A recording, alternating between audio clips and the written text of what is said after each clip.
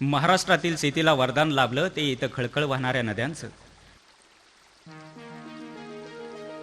बारमाही पाण्यासाठी नद्यावर लहान मोठे बंधारे झाले. लहान मोठेपणाचा किंवा वर्णभेदाचा द्वेष न करता एकमेकाच्या साह्याने इथं सहकाराचं बीज रोवलं गेलं. अनेक ठिकाणी ऊसाचे मळे भरू लागले.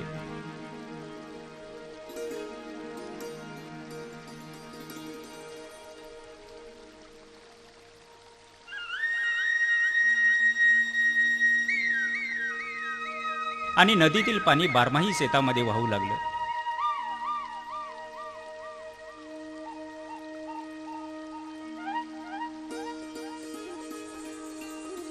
ऊस शेतीला अधिक पाणी दिलं आणि अधिक रासायनिक खतं दिली की अधिक उत्पन्न मिळेल या आशेनं त्याचा अतिवापर झाला.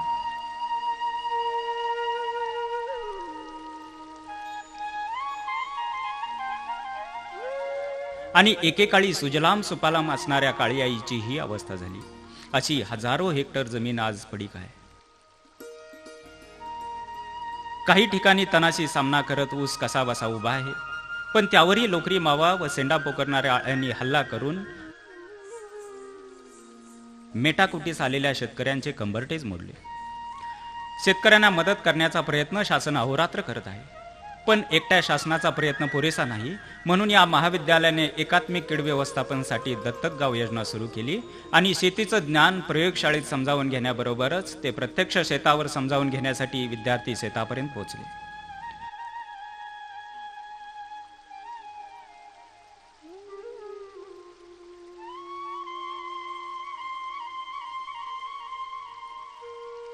महात्मा फुल्यांचा व शाहू महाराजांचा वारसा लाभलेल्या कर्मवीर अण्णांनी गाडगे महाराजांच्या नावाने सुरू केलेल्या या कॉलेजमध्ये शेतकरी ग्रंथालयाची निर्मिती झाली.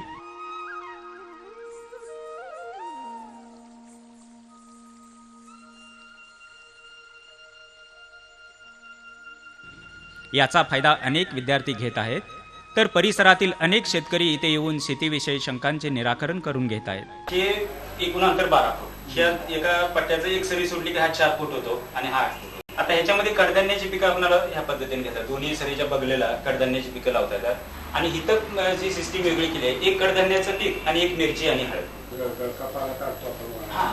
ऊसाचा पाला जर पाणी उशिरा मिळणार असेल का नाही, तर गळका पाला जो वाळलेला पाला असतो तो सरळ काढायचा आणि सरीमध्ये टाकून द्यायचा. सरीमध्ये टाकण्यामुळे काय होतं की एक तरी गळका पाला काढल्यामुळे ऊसाला भरपूर हवा मिळते, कारण ऊसाला हवा मिळणं हे फार मोठं गरजेचं आहे. आपण जोपर्यंत पाला जितकं कोंदट करून ठेवतो तितकं त्याला वाढ कमी होते. ऊसाचा पाला काढायचा, सरीमध्ये टाकून द्यायचा. सरीमध्ये टाकला की पाणी उशिरा जरी मिळालं तर ऊस हे युरिया तयार करणारा सगळ्यातला मोठा कारखाना आहे. म्हणजे इतका मोठा युरिया तयार होतो की विकत आणून टाकायची गरजच पडत नाही आपल्याला. इतका युरिया तयार होतो आणि आम्ही बऱ्याच ठिकाणी प्लांट बसवून दिलेले आहेत युरियाची. हे असे युरिया जर टाकला तर हे असे बाकीची काही गरज पडणार नाही. ऊसाचा पाला जर पाणी उशिरा मिळणार असेल का नाही, तर गळका पाला जो वाळलेला पाला असतो तो सरळ काढायचा आणि सरीमध्ये. त्यासाठी लोकरी मावा येऊच नाही किंवा किडी येऊच नाही म्हणून आता आमचा वाघावला आणि गोंशीला काही प्रयोग चालू आहेत आता प्रत्यक्षात शेतामध्ये. तर त्या शेतामध्ये आमचे काही विद्यार्थी आहेत, त्यांच्या शेतावरती प्रयोग आपण केलेले आहेत की भुईमूग, सोयाबीन आणि ज्वारी. तर याच्यावरती आपल्या जनावरांचं जे मूत्र निघते हे मूत्र गोळा करायचं. एखाद्या प्लॉटवर नुसतं तुम्ही 8 दिवसानं 15 दिवसानं सरळ फवारायचं. त्याच्यामध्ये 2 लिटर एका पंपाला घालायचं, राहिलेलं पाणी घालायचं, सरळ फवारून द्यायचं. त्याच्याऐवजी जर कीड आहे असं वाटलं तर लसूण 1 पावशेरभर घ्यायचा, त्याच्या पाण्यामध्ये फुटायचा आणि त्याचं वस्त्रगाळ करून त्यामध्ये घालायचं मूत्रामध्ये आणि फवारून द्यायचं. अजिबात किडी वगैरे काही वासानच येत नाही. दुसरी गोष्ट काय आहे की औषध दुकानदारांनी दिलेलं औषध हे आम्हाला बरोबर आहे का नाही. आता एखादा तुमच्यासारखा अडाणी शेतकरी आला, सर तुम्ही हे काही दाखवताय हे आम्हाला वाचता येत नाही, आम्ही काय करायचं. किंवा 4 पुस्तकं दिली, मासिकं दिली, त्या मासिकात आहे बाबा आम्हाला वाचता येत नाही, तर त्याच्यासाठी आपण काही सीडी उपलब्ध केलेल्या आहेत. तसे ह्या सीडी आहे किंवा सेंद्रिय खतं वापरून कसे द्यायच्या ह्या सीडी आम्ही इथं दाखवतो लोकांच्यासाठी.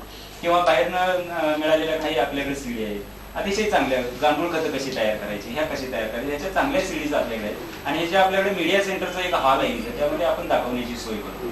त्यामुळे असं काही नाही की बाबा अडाणी शेतकऱ्याला इथं स्थान नाही असं नाही, कारण हे सर्वसामान्यांच्यासाठी कर्मवीर भाऊराव पाटलांनी काढलेले कॉलेज आहे आणि भारतामधलं तालुक्याच्या ठिकाणी सुरू झालेलं भारतामधलं पहिलं कॉलेज आहे. आणि आमच्या परिसरामध्ये येणारा विद्यार्थी हा तुमचा विद्यार्थी आहे, शेतकऱ्यांचा विद्यार्थी आहे. त्यामुळे विद्यार्थ्यांनाही आम्ही हेच सांगतो की बाबा रे, तू उद्या नोकरी मिळेल याची अजिबात शाश्वती नाही. आणि नोकरी नाही मिळाल तर निदान पारंपरिक शेती तरी व्यवस्थित चांगल्या पद्धतीने करू शकशील. आजचा विद्यार्थी आमचा असा झालाय की पॅन्ट घालणारा विद्यार्थी तर तो शेतीच्या लायक राहिलेला नाही आणि नोकरीच्या पण लायक राहिलेला नाही. त्यामुळे आणि बेन ज्या वेळेला हातात हात घालून उभा राहू शकेल. म्हणजे उच्च शिक्षण जर शेतकऱ्यांच्या पर्यंत पोहोचणार असेल तर त्या शिक्षणाचा उपयोग आहे.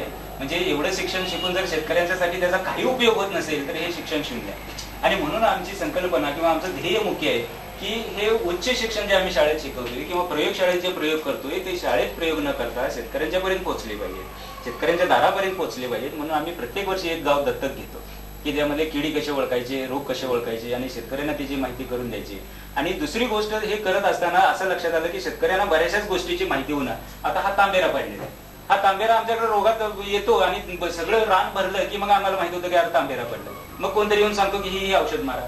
ही किडी आमची जी होती ही तुमच्या सैलापुरात होली फॅमिलीच्या पाठीमागे असणाऱ्या प्लॉटवर आम्ही एक फोटो घेतलेले आणि ही फोटो घेतलेली ही जी किडी बारीक दिसते ही मावा खाणारी किडी, याला लेडी बर्ड बेटल म्हणतो आम्ही, बारीक भुंगेरी आहे ते, ही मावा खाती. पण शेतकरी ह्यालाच किडी समजून ह्यालाच औषध फवारून मारून टाकतो. मग हे आमच्या मित्र किडी जर आम्ही मारून टाकल्या तर सगळे रोग किंवा जे मावा आहे तो आणखी वाढणारच ना. पेपरवाले प्रयत्न करतात शेतीविषयी, पण ते आम्ही एक पुढारी घेतला, आजचे दिवस वाचला, टाकून देतो. तर ही सगळी माहिती शेतकऱ्यांना एकत्र मिळावी म्हणून ह्या पेपरमध्ये येणारे कात्रणं काढून आम्ही ह्याची पोस्टर्स तयार केली. अशी जवळजवळ 400 ते 500 पोस्टर्स आपल्याकडे आता उपलब्ध. हा विद्यार्थी आमचा तो नेरल्याचा विद्यार्थी विक्रमी भाताचं उत्पादन घेऊन त्यानं भाताचं बियाणं तयार केलेलं आहे आणि बियाणं तयार करून लोकांच्या पर्यंत पोहोचवलेलं आहे. की अशी आपले मुलं तयार झाली पाहिजे की ज्याच्या जास्तीत जास्त असं काहीतरी चांगलं तयार करून शेतकऱ्यांच्या फायद्याचं झालं पाहिजे. गोडवा ऊसाचा नावाची मासिक आहे, तर ह्या मासिकाच्या माध्यमातून आपल्याला अतिशय चांगली माहिती मिळते. आणि ह्या ज्या आपण कार्यक्रम जे काही घेतलेले आहेत त्याचे इथं थोडेसे दाखवले तरी वेगवेगळ्या पद्धतीनं शेतकऱ्याला जर ह्या सगळ्यातून बाहेर आणायचं असेल तर फक्त शेतीविषयीच काम करून भागणार नाही, तर आम्हाला त्याचं प्रबोधन करणं गरजेचं आहे. यासाठी आम्ही अनेक ठिकाणी व्याख्यानं घेतलेली आहे. शेतकऱ्यांचा अंधश्रद्धा निर्मूलनचा कार्यक्रम केलेला आहे. त्याच्यामध्ये गांडूळ खत विक्री, इथं आपले गांडूळ खताचा प्रकल्प आम्ही करून दिलेला आहे. इथं हे गांडूळ खत विक्री करण्याचं काम हे सिंद्रे साहेब इथले DYSP आणि धुमाळ म्हणून आहेत तेही करतात. त्यानंतर हे असे अनेक कार्यक्रम आम्ही घेतलेले नोकरी मावायच्या संदर्भात. जर शंका असली तर तुम्ही त्या संख्येपैकी तुम्हाला एखादा रोग असेल तर एखादा रोग पडला असेल तर त्याचं सॅम्पल आमच्या कुठल्याही विद्यार्थ्याजवळ पाठवून दिलं किंवा तुम्ही स्वतः जर इथं आला तरी तुम्हाला सगळी इथं माहिती मिळेल. आणि आमचं कॉलेज त्यासाठी सदैव तत्पर असेल. तुम्ही फक्त तुमची सेवा करायची आम्हाला संधी फक्त उपलब्ध करून द्या. हे आमचं कॉलेज अतिशय तत्पर आहे आणि तुमच्यासाठी आम्ही राबायला.